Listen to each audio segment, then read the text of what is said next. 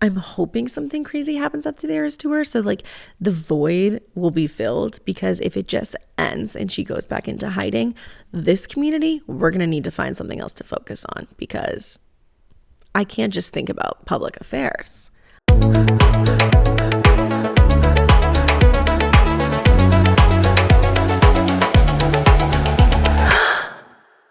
Welcome back, everyone, to Gasp, the podcast for the gays, the girls, and especially the gay girls. Happy early Christmas and happy early holidays. I am at my family's house in Virginia. My dog Sneakers is joining us. She is right here. She joined for the episode that I did with Sophia, my girlfriend, but she's a big snuggler, so she'll be joining us as we talk about Gaylor. Okay, this is a huge episode. Last week, I talked about karma, the karma theory, and the friend of Dorothy theory. We are just doing the big main theories. I wanted to cover them. Gaylor, right? We're talking about Gaylor. I wanted to cover them before the last weekend of the Eras tour, because this is like a huge moment in pop culture history, and there might be something huge happening, and that is Taylor coming out. So I really wanted to cover these like major theories.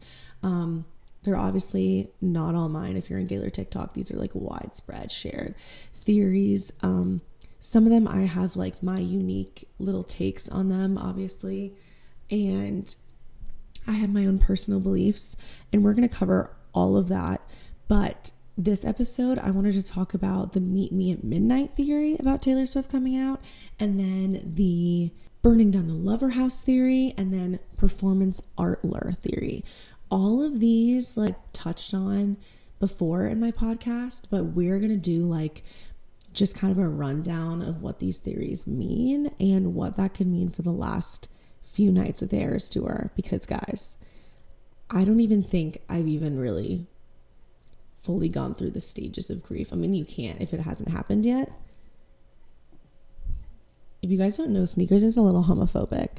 I fear that she didn't even vote in this election. But this Friday, if you don't follow me on TikTok, I'm gonna go live, and we'll just kind of like watch the first night of the last 3 nights of the Eras tour together, and like hopefully something crazy happens. If anything happens, I do believe it's going to come on Sunday, just because that's the last night and it just feels right. But who knows, guys? It's a Friday. Taylor Swift loves releasing things on a Friday. So there you go. So join me there. Also, big news. And then I'm going to get into the episode really quickly, but this is just a little housekeeping stuff.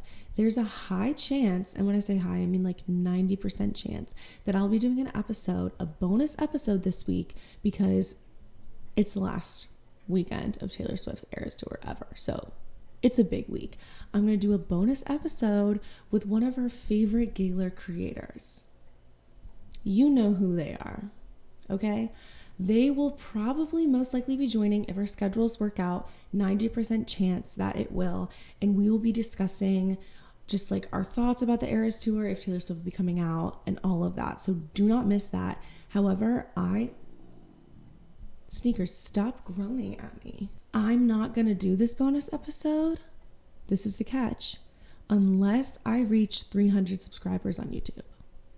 So I know a lot of you listen and don't subscribe, which is fair. I didn't subscribe to a lot of YouTubes that I was listening to because I didn't know that it like meant anything, but it does mean a lot. So please subscribe if you haven't already. And if we reach 300, I will release the bonus episode. So there you go. A few weeks back, I like decided to start doing this thing where I shout out a country of where I'm streamed and shout out those listeners and thank them for listening. And then I just like completely stopped and I forgot about doing that. But I found out literally yesterday, I got an email from Podchaser or whatever, that this podcast is ranked number 3 in entertainment, but in Bulgaria. So thank you, Bulgarian listeners. I love you and I see you. Let yourself be known if you're Bulgarian and you listen to this podcast. Slay, thank you. And I told that to my dad because my dad has done a bunch of work trips in Bulgaria. So I love Bulgaria and thank you for listening.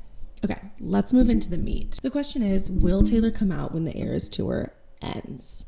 I have a theory that yes. And all of these theories that we're going to cover today obviously support this larger idea that the Eras tour is going to end and she's going to transform into her true self, which is a queer self. So, as we know, the last show was December 8th, 2024, which is fucking crazy. And it's interesting that, and I said this before my last episode, this is days before her birthday, December 13th. Are we going to meet the real Taylor when the Eras tour ends? The meet me at midnight theory has been circulating. I want to run through the entire theory. Let's begin. This starts with the Lover era. This was perhaps, my theory is that it was her second attempt at coming out, but it was obviously foiled by Scooter Braun and the buying of her masters. Me is a very queer song. Go watch my last episode if you haven't already. I talk so much about how the music video is like pretty much the Wizard of Oz and like showing that Taylor Swift is going down the yellow brick road and like she's coming out as queer. So I think this was her attempt at coming out. And she literally released it and she goes, "Me out now on Lesbian Visibility Day." That's such lore, and that's kind of like the basis of this theory, that this was her attempt of coming out. It got foiled. She literally said, "Me out now," and no one listened. Nobody noticed my new aesthetic, right? Why did no one notice her whole rainbow theme, Wizard of Oz shit? Okay, so Me is a song we didn't really hear often on the Eras tour, but I also think Me is more of a queer song than even You Need to Calm Down, because she's talking about like herself. You Need to Calm Down is just kind of like a general queer anthem for like obviously her and the entire community, but I feel like Me is a song where she's like, this is not just about the community, this is about me, right? And when are we gonna meet her? So it seems like this song is one that she keeps close to her heart. There was a lot of backlash when she released this. People thought it was like chuggy and millennial. I'm like, yeah, that's so true. But it's also very gay, and two things can exist at once. She keeps this song close to her heart. She removed the spelling is fun, and I feel kind of bad because like people kind of bullied her over it, but I kind of liked it. I thought it was kind of like cute for like queer kids, like LGBTQ spelling is fun.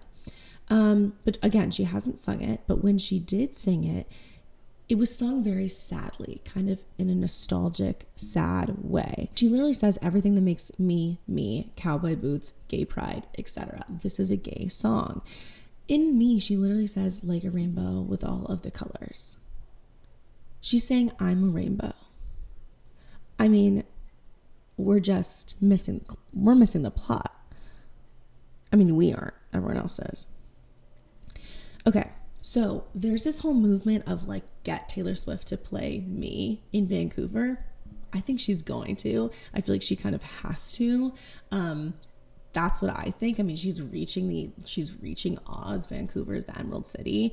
I think she's going to play Me. And she keeps referencing Me during the Eras tour. And Taylor Nation has referenced Me in the TTPD performance.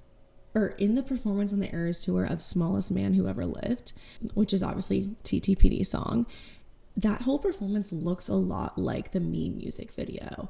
And she's like wearing this like army outfit. She's like marching down to Oz. There's been a lot of references to Me, and that begs the question, why? Was she referencing Me in the Lover era so much? There's something that's unresolved here. She also, during the Red era, she has those shirts that spell out messages. She had one that spelled out Me. So again, a lot of references to Me.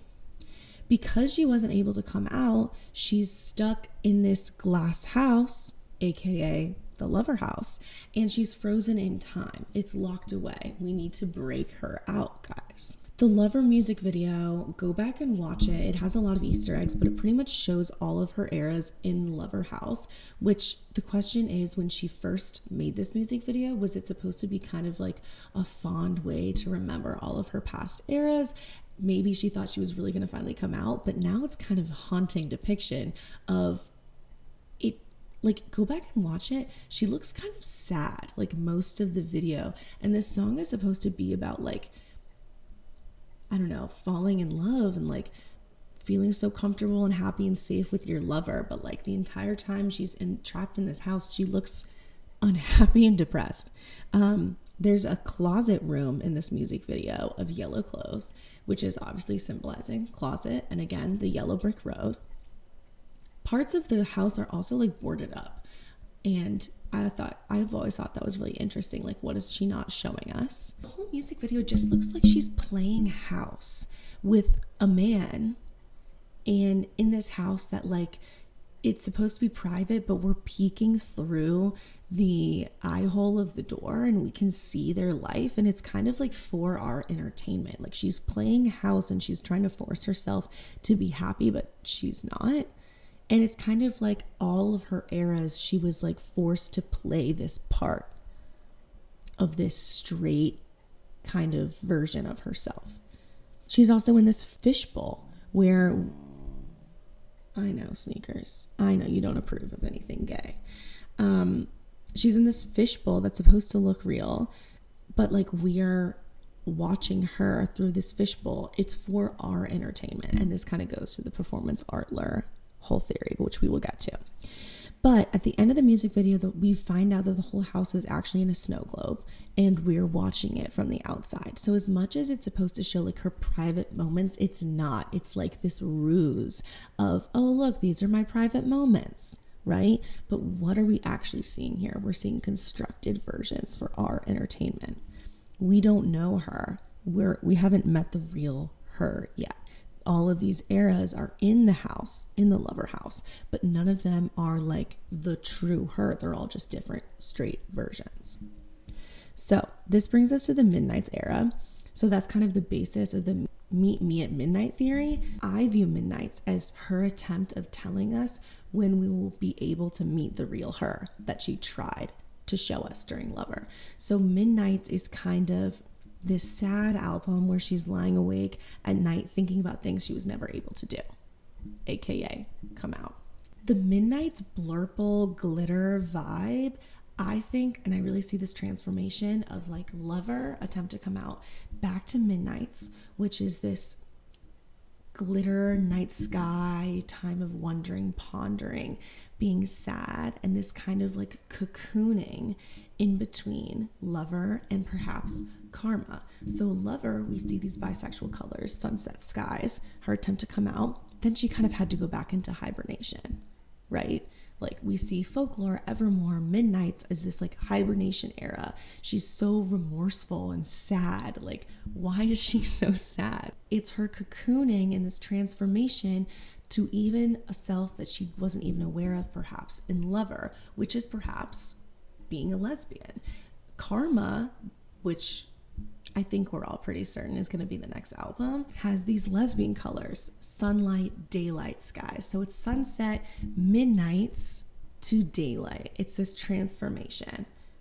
So that's kind of the meet me at midnight basis of what we're seeing, is that we tried to meet her during Lover, and the midnights is her telling us, wait, meet me at midnight. You're going to meet me. You didn't then. I'm going to tell you when it's going to be. And she's been placing these hints and telling us when she's going to finally let us meet the real her, which again, she tried to tell us in Lover, but it didn't work. I think Midnight's was almost kind of a planning album of being like, what do I want to do? This didn't work. I really wanted, like, this is something that I lost. How am I going to get this back again? What's my plan? And as we know, she plans things 3 years in advance. This was in 2022, guys, Midnight's. So again, it all ties back to Lover. In Midnight's, we also see a lot of fairy tale inspo in the Bejeweled music video. It's pretty much based on Cinderella, which is very interesting and familiar, right? Like when the clock strikes midnight, we see the real Cinderella. And I just think that's so poignant. Like when the clock strikes midnight, we see the real Taylor. Then who is this? And why aren't other Swifties getting this? Like, she's putting on a performance for us. This version of Cinderella that's like all bejeweled and made up is not the real her, right? Who's the real her? It's actually someone who's like a servant girl, but like she's the gay one. Right? So the castle, I think, is also a metaphor for the Lover house that she's trapped in. I think Midnight's is kind of like hearkening back to the Lover house, Lover music video. And she's still trapped in this entire house and she can't get out. Also, at the end of it, she ghosts the prince, which again, we all think, or not we all, some of us, some of the Gaylors believe that this is kind of foreshadowing that she's going to ghost Travis, maybe, when she like gets the keys to the castle. Because right now she's trapped in the castle. Who has the keys to the castle? Perhaps her management, you know? So once she gets the keys to the castle, what is she able to do? Ghost the prince. Okay, then in Midnight's era, we see the Karma music video. At the end of the music video, the clock strikes midnight in the coffee cup. What is coming at midnight? Midnight's is not just being like, oh, the clock strikes midnight and it's the Midnight's era. Like, she's telling us something is going to happen. The question is, what is midnight? Is midnight the December, the 12th month of the year? Or is it TS12? Or is it another theory that I have that I will get into in a second? She's also holding a match on the cover of Midnight's. And that kind of shows that she's realizing that she can burn down the lover house that keeps her captive. I think Midnight's is kind of showing her like pondering and wondering and like conjuring up a plan of being like, wait, how am I going to get out of this? She's dreaming of possibilities. Doesn't that sound familiar? Oz. But she's dreaming of the possibility of, wait, I have the power to burn down this house that's keeping me captive and that's been haunting me since the lover era. And Midnight's I see is this conjuring up, and perhaps TTBD was her like really getting pent up and angry at this whole thing and starting to burn down the inside, and perhaps Karma is going to be when she really destroys the house. So I went back and read the Midnight's liner notes. It's kind of insane if you read it back. So these are really long, but I just decided I'm going to read them anyways. So let's begin. This is, quote, Taylor Swift. What keeps you up at night? It's a momentary glimmer of distraction, the tiniest notion of a reminiscent thought that wanders off into wondering, the spark that lights a tinderbox of fixation. She's like, wait, could I burn down all of this? And now it is irreversible. The flame has caught. You're wide awake. It's, again, like I said, this fantasizing of, wait, could I really get out of this? Maybe it's that one urgent question you meant to ask someone years ago but didn't. Someone that slipped through the cracks in your history and they're too far gone now anyway. All the ghost ships that have sailed and sailed away, but at this hour they've anchored in your harbor. They sit with flags waiting, bright and beautiful, and it's almost like it's real. Again, this kind of is the Wizard of Oz theory that she's dreaming of this world where she can actually be herself. And she's reminiscing on this time that all of these things have been in the past, but maybe it's not too late. Maybe it's not too late to come out and be herself. Sometimes sleep is as evasive as happiness. Isn't it mystifying how quickly we vacillate? Jesus, she's so smart. Between self-love and loathing at this hour. One moment, your life looks like a night sky of gleaming stars. The next, the fog has descended. Suddenly, you're in the town you left behind all those years ago. The trees of your youth, out of the woods, with the phantom memory echoes of your belly laughter and the rope indentations of your old tire swings still in the branch. All the phone numbers you still know by heart but never call anymore. The boy's devastated face as he peeled out of your driveway. The family man he is now. God, I see that is so lesbian, like being like, I couldn't love him, but I knew that he was sad and you can't be with him. What must they all think of you? Why can't you sleep? Maybe you lie awake in the aftershock of falling headlong into a connection that feels like some surreal cataclysmic event. Guys, she's not talking about men. Why is it such a cataclysmic event? Like spontaneous combustion or seeing snow falling on a tropical beach, a lavender haze crush that feels like the crash of a wave. Come on. Or was tonight the night you realized how solitary, how alone you really are, no matter how high you climb? She's still trapped in the house. Like, what else would she be talking about? The elevation just makes it colder. And also it's kind of showing us she was not with Joe when she wrote this album. It's so clear. She was alone. Or maybe she was alone with someone she couldn't be publicly out with. Some midnights you're out and you're buzzing with electric current, an adventure in pursuit of rapturous thrill, music blaring from speakers and the reckless intimacy of dancing with strangers. Something in this shadowy room to make you feel shiny again. On these nights you know that there are facets of you that only glow in the dark. Why are you still up at this hour? Because you're cosplaying vengeance fantasies where the bad man is hauled away in handcuffs and you get to watch it happen. She's fantasizing about it because it hasn't happened yet. So I know when we hear vigilante shit, we think like, oh, she won, right? She hasn't gotten to that level yet because she's still under the control of certain people. You laugh into the mirror with a red wine snarl. You look positively deranged. She's a witch. Maybe you were trying to mastermind matters of the heart again. You've gotten lost in the labyrinth of your head where the fear wraps its claws around the fragile throat of true love. Jesus Christ, she's such a good writer. Will you be able to save it in time? Save it from who? Well, it's obvious. From you. Like, she's the one that is also like threatening her ability to have love too, because she also needs to have the courage to come out as well. We lie in love and in fear and in turmoil and in tears. We stare at walls and drink until they speak back. We twist in our self-made cages. And I do think this is interesting. Obviously, she's telling us these are self-made cages, but then she's also under the control of people. So again, I don't know if we're ever going to really know the truth of like perhaps why she didn't come out or why she couldn't come out. I think it's possibly a mixture of both herself and other people. And pray that we aren't right this minute about to make some fateful life-altering mistake. She's literally lying awake at night being like, should I do this?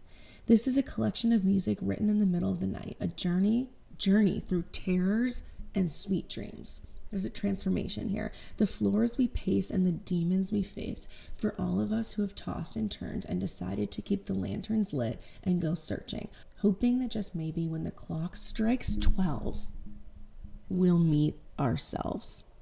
See you there, midnight sharp. Taylor. When are we going to meet her? When's midnight? There's this fateful decision that she has to make. And she's deciding to do it and that we are going to meet her at midnight. So, again, there's this big theory that midnight is going to be this December, in Vancouver, the Emerald City, and that we are going to meet her at midnight, 12. It's a clock. Or that we're going to meet her at TS12. So perhaps she's going to release TS12, which is karma, and she'll come out by burning down the lover house, which we will get into. Or my theory, and again, this all harkens back to meet me at midnight. The other theory, I can't remember if I got this inspired from someone, but I started thinking about this idea like 6 months ago, that exile ends in 3, 2, 1. Exile is so clearly this idea of like closeting and being thrown out of the city, and like you're a witch and you're the evil one, which is very TTPD, but also very folklore. And obviously we see it in folklore and Evermore a lot, but she's still in exile. And I thought that exile ended when the glitch ended, but I think the glitch just ended. And after the glitch ended, which was the night that it was Carly Kloss and Jared Kushner's anniversary, I think that's when she started amping up her queerness and her outward queerness on the Eras tour, but she's still technically in exile. So exile ends in 3, 2, 1. Do you guys remember right before TTPD was dropped on the Taylor Swift website, it literally said red herring, but all the words were jumbled up, and also it said 3, 2, 1, ...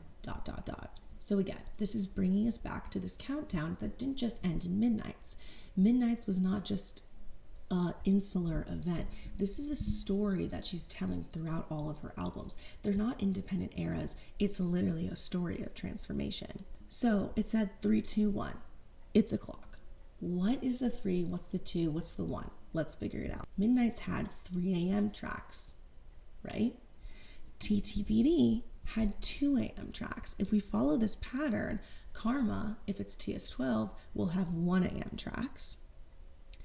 And perhaps TS13, which is like perhaps the full rainbow once it's completed, if Karma is orange, that means the rainbow is completed, and that means maybe TS13 will be full rainbow, and we will see midnight tracks and no extra tracks. And that's when we meet her at midnight, meet me at midnight, her completed self with all of the errors that fit into the puzzle, but now complete her, and it's just like her true self. So that's a theory, that maybe we won't meet her until TS13. Or will we meet her at midnight during TS12? Will Karma be the burning of the lover house? And that's just kind of like the rising action, and then the falling action conclusion is we meet her at TS13. I don't know. I really don't know. I still feel passionate about TS13 being like her full complete story, how we really meet her, and perhaps we see TS12 kind of be Karma and kind of like more explicitly clear, and kind of this like rising action burning down of the lover house, but then the complete story resolution is TS13. That's my theory, but people disagree, and let me know your thoughts of what you guys think. I definitely think there's a pattern here of midnight. This midnights thing is so strong, and this meet me thing, it just really circles back between lover and midnights, and I really think there's something here. So again, the question is, will she come out during Karma, TS12, or TS13? Either way, this pattern tracks with the 3-2-1 and the midnights and all of that, the rainbow, it all tracks. So who knows? But there's definitely a pattern here that's not a coincidence. Let's talk about the burning down the lover house theory. I know I just touched on it, but I kind of want to like go through it. She's already heard me talk about the burning down the lover house theory too much. This literally just looks like I'm hanging out. Do you guys like this setup? I'll go back to my more formal setup when I go back to New York. I've been holding my mic wrong the entire time. Okay, hopefully my sound wasn't just really fucked up the last 30 minutes. But if it was and you're still here, thank you. Okay, burning down the lover house theory. Was the lover house originally constructed in the lover era as a fond way to remember her straight eras that turned sour? And now is she showing us that she's trapped? I think we see this a lot in Reputation as she's like banging on these glass closets.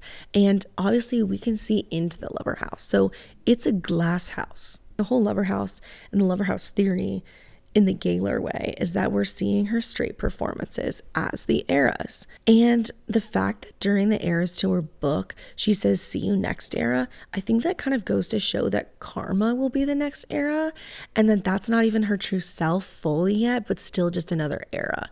That's what I think. And then TS13 will be like a complete resolution, like literally telling us the truth. We might never get that. I'm just praying and hoping that she's smart enough to not wait until she's 65. Like, we're not in the 70s anymore. It would be so powerful if she took this opportunity and made this statement. Like, I think it would change the world. So the lover house is kind of showing us her straight performances and her straight era in this glass house that she's trapped in. During the Eras Tour, we see the lover house burn down during Bad Blood. That's the first time that we've even seen the Eras or the lover house burn down. And it's like, what else? Why would she be burning them down if they're her true self? And also she's re-recorded most of these eras now. So if she's re-recorded successfully these eras that are not trapped anymore, why are they still in the house? Unless we're waiting for her to come out, right? Like, why would they still be trapped if she's re-recorded them? It doesn't make sense from a straight perspective. The question is, why during Bad Blood? I think it just so happened that there was like a fire during that era, during the Eras Tour. Also, you could make an argument that 1989 was right before Karma. Maybe there's a transition here. Who knows? Does she need to burn the lover house down with Karma. And Karma, again, is fire aesthetic, orange aesthetic. And does she need to do this in order to be free from the glass house of entrapment and be able to come out as herself? Because right now, as it stands, this house is intact. And she's still talking about, like, in my cage of silence, trapped behind glass. The amount of times she talks about being trapped, spineless in my tomb of silence, like all these different metaphors. The lover house is intact and she needs to get out of that. Even if it's not even queer, she's got to get out, because that's like such a big metaphor and theme in her music. That's like, why else would she be trapped in? Either way, I do believe it's going to burn down, and that it burning down during the Eras tour is foreshadowing. So in Dear Reader, she literally says hiding in plain sight. I just think she's being so obvious. She's not even trying to be convoluted. And she's like hiding behind the fact that like no one's going to fucking notice. But like that she's hiding in this clear glass house that we can see in. So part of the theory is that she will use the lighter that she's kind of fascinated with during Midnights, from the Midnights cover, that she's like, wait, could I burn it all down? And instead of just fantasizing about it at night, at Midnights, you know, will she actually burn down the whole house and break out these straight eras that weren't actually straight, but that were like pushed inside and closeted in order to be free? What also goes for this theory is that the orange door falls at the end of the Eras tour down from the sky, and it fits perfectly in the center of the lover house. Is the orange door the way that she needs to like exit? And through the orange door, because in the Lover music video it's red, but is it really an orange door to complete the whole lover house? And orange symbolizes fire. Is that how she's going to exit at the final end of the Eras tour? By going through this orange door, and orange Karma releases Karma, and it burns down the whole entrapment, her trap, her cage. So she's able to release Karma, and then we get to meet her. We don't know, but I think so. And like, if she doesn't, what the fuck? Literally, if she doesn't release Karma or burn down the lover house or come out or release anything major, and I'm not even talking about Rep TV, guys. This shit is way bigger than Rep TV. And I don't even think Rep TV even fits in this story right now. Like, I think Rep TV might even come after Karma. That would actually make more sense, because Karma was supposed to be before Rep TV, and then maybe debut, and then maybe GS13. But like, Swifties are so focused on like Rep TV, like she's ending the biggest tour of her life, celebrating all of her eras that fit perfectly in this cage, in this house that she's trapped in. Rep TV is not the finale to that. Like, if there's no resolution to that, I'll just be so confused. Like, what? Why all these Easter eggs for no reason? Does she have to make the lover house complete by releasing Karma in order to burn it down? And then that would complete the rainbow. And then she finally reaches Oz over the rainbow. I mean, crazy. Is TTPD part of the lover house? That's a question that I think a lot of people still disagree on. I don't even have a solid answer to that. I know when she was doing TTPD Easter eggs and like promo for it, we obviously saw her in this like mental hospital-esque location, and she was opening these different rooms. I think there's something to be said for the whole thing being like a dream. So again, like Oz, like TTPD is black and white. She's like in the mental hospital. She's like in Kansas. She can't come out, right? Like, she would be accused as being a witch or insane or neurotic or have female hysteria or whatever. And that she's dreaming of these different worlds, these colorful worlds in the lover house. Is she perhaps on top of the lover house waiting to get picked up by an alien? Karma, we kind of see that imagery in Down Bad. It's hard to tell, In the Fortnite music video, we see her TTPD era self start to try to break out of this mental hospital. Like perhaps TTPD is starting to kind of show us the cracks in this facade, and in reality she's actually trapped. This is not a fun, happy house. She's actually trapped and scared in this place, and she starts burning all the files. She starts taking a chair to break out of the mirror. Like, is this really the reality of what it's like to be trapped in the lover house? Like, her real reality is black and white Kansas world from TTPD. I think TTPD, especially the vault tracks, are really showing us like, wait, no, guys, this is all performance. In reality, it's hell for her. I do think we're gonna finally see her burn down the lover house the final night of the Eras tour. I hope and I pray, because everything is leading up to that. That's truly what I believe. And like, I guess the question is, will these Eras stay trapped in the lover house? Like, if she does not burn it down, they're still frozen in time. And the theory that, oh, she just had to re-release them and it was because her masters were sold, they're still in the lover house. If that was the case, we would see them like be released from the lover house, or they would get out of these glass closets during Reputation, but that pattern wasn't there. And it's because all of these are showing her closeted self eras. These are not just her eras that are like stolen from her in masters. Like, there's something larger here. I think it just makes more sense for her to burn it down and start anew and show us her true self. And I really think we will see the true her at midnight. She will shed this Performance Artlor, cue Performance Artlor theory. The question is, and I keep on saying the question is because there's so many questions. The question is, what is midnight? We already went over this. It's up to you to decide. You guys know my thoughts.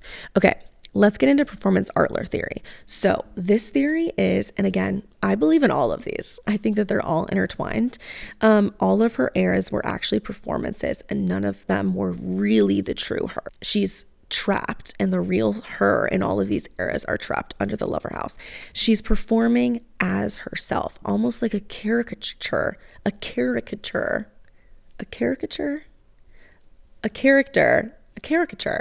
of herself. She's literally lying to us, and she's actually told us so many times that she's lying to us. She is the wizard behind the curtain. She's actually the coward who claimed he was a lion. In the I Can Do It With a Broken Heart performance with Travis, which was crazy, I really think that was her cementing that this era of herself is a lie and a persona. It's a Miss Americana straight Eras Tour era. I really do believe that her performing during the Eras Tour was an era in of itself. It was this NFL, Chiefs, I have a boyfriend, I'm gonna settle down, good girl, goody two shoes, almost conservative hallmark in order to expand her brand era. And I think she did such a 180 in order to show us that this is so not me. That's what I think. He's literally part of the performance on the Eras Tour. And in the performance, she says, I can show you lies. Like, I'm not happy. And she brings him on stage. Come on, you guys. And like, it's them both in this performance pretending to be happy and performing as a straight couple, but they're not even together. That's the basis of the theory. I think in Dear Reader, and again, this goes back to Midnight's, and I think Dear Reader really tells us a lot. Also the manuscript as well. And it's interesting that these are always like kind of like the last songs on the album, the ones that I think she's being most real in. But in Dear Reader, she is talking, in my theory, she's talking to the people that are actually reading the lyrics. Not necessarily that she's going to write a book, I think she will, but Dear Reader is like those who actually read my lyrics and are interpreting it like how I mean it to be. So the Gaylors, this is my message for you. I wander through these nights. I prefer hiding in plain sight, like I referenced before. These desperate prayers are prayers of a cursed man. So this kind of goes back to like the man theory that she pretends to like write from the male perspective when really like she's writing from her own perspective. Spilling out to you for free, but darling, darling, please, you wouldn't take my word for it if you knew who was talking. She's like, if you even knew the real me, you wouldn't believe what I'm saying. She's telling us this. If you knew where I was walking to a house, not a home, all alone because nobody's there. She's like, I'm alone. I'm not with Joe. Where I paste in my pen, she's trapped. And my friends found friends who care. My friends found friends who care. No one sees when you lose when you're playing solitaire. And I think that last line is showing us like she's lost so many of these battles in order to try to tell us her true self. She's like, don't even try to like view me as a hero anymore. No one sees that I'm losing all these little battles. No one sees the real thing because we can't see it. The only thing we see is this Miss Americana, America's Angel, NFL, straight performance Artlor, okay? It just makes sense, especially with like all of her public events she goes to, her Chiefs outings. She's working. This is not her just like hanging out. She is working. She's incorporating these into her schedule in order to like make it make sense for her performance art. And I think that it's such a 180, like I said before, so that we pick up on it. This is another question I have. Is this whole Miss Americana goody two shoes, Chiefs, like wearing her braids and these conservative outfits, is this going to end when the Eras Tour ends? Or is this the true her?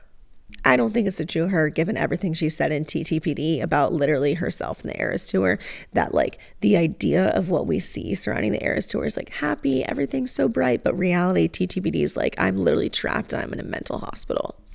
And I think that she's like being forced to perform this character, and when it all ends, she doesn't have to play that person anymore. She's also so much more public ever since the Eras Tour started, and her public persona is not even similar to like what we hear about what she says in interviews, that she's like a quiet person. She loves to bake. She's like, and obviously people can have, like, I'm not saying she like doesn't go out and stuff, but like she has all these queer friends and she's like a literary genius and stuff. It doesn't really make sense that this is like what she's showing us now doesn't really match up from like who she said she was.